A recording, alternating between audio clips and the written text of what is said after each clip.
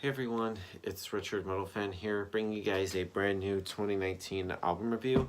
And today we're going to be looking into the new album from the band Overkill entitled The Wings of War, which was released today through Nuclear Blast Records. Now, Overkill probably doesn't need an introduction. Well, they definitely don't need an introduction. One of the most iconic thrash metal bands from the 1980s, hailing all the way from New Jersey. These guys have been kicking ass for almost 40 years, since they've been around since 1980. And if they've been around, with an honest opinion, I think they're one of the most underrated bands in the genre, along with like Testament and Exodus. And honestly, I feel like Overkill deserves much more. And honestly, and in my opinion, I think Overkill are like the most consistent band when it comes to like releasing albums. And this is the band's overall 19th album, and they've been putting out albums since their debut album Feel the Fire, which came out in 1985. And I've pretty much liked everything that Overkill has put out so far to date. And this new album is the follow-up to their previous album, which came out in 2017, which was The Grinding Wheel, I believe was what it's called, which I actually enjoyed. And this is actually their first album with their new drummer, Jason Bittner, who you probably know is the drummer for Shadows Fall. He's playing on this. And honestly, this album pretty much, like as always, just kicks ass. It's like Overkill, for me, never fails to release a bad album. It's just like, no matter how old they get, they just never fail to deliver the goods. Production wise on this album is just like, Overkill always has really great production. The vocals, I mean, Bobby Blitz Ellsworth, I said this like in many times in other reviews, like the dude is gonna be 60 this year, and he still pretty much has the exact same voice as he did in the 80s. Like, and he still is just a really entertaining frontman and just full of energy. I don't even know how he does it, but damn, he's a great frontman, and he just does it really well. Guitar wise, Derek Towler and Dave Lynch's guitar playing is just great. Just like the riffs they come up with, and the soloing is just spot on and superb. Dee Dee Verney's bass is pretty damn audible, as much as well as every Overkill album's. One of the best thrash metal bassists of all time. Does a really great job. Drumming wise, like I said, this is the first album with their new drummer, Jason Bittner, and he definitely fills in those shoes that their previous drummer, Ron Lipnicki, had, and he just delivers really just well with the drums. But yeah, without further ado, let's dive into this album track by track. Now, opening up the album is the song Last Man Standing, which begins with a pretty industrial sounding intro, and it slowly builds up into like a full throttle thrash attack, followed by the signature high pitched vocals from Bobby Blitz. And the track as a whole is a good indicator for what's to come with this album.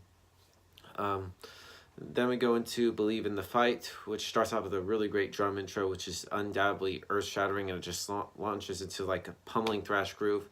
And I really like, pretty much like in the middle of the song has like a gang vocal section, which in my opinion I think is my favorite part of the song. Head of a Pin, which has a very kind of like groovy bluesy intro riff, which is so recognizable that I swear I've heard it before. But yeah, I feel like it hasn't even exist before now. That's just me. Next song is called Batshit Crazy, which I think is a kind of a weird odd song title. But despite that, it's another just a round of like pure punk inspired metal, and just features some pretty cool haunting sounding middle section with like a clean single on the guitar and some eerie background vocals. Next song on the album is called Distortion, which is a heavy, haunting yet groove-led track that definitely feels like Overkill starts with sort of like the melodic dual guitar opening that you might expect from like Metallica. Not only that, it gives both Dave Lynch and Derek Towler a chance to like shine together on the album, but it has potential to be a highlight if this song should make the cut for when they tour. And this song is opening is that Lot Live could be extended to really shine a spotlight on the duo that don't get overlooked in the guitarist discussion in bars and man caves everywhere.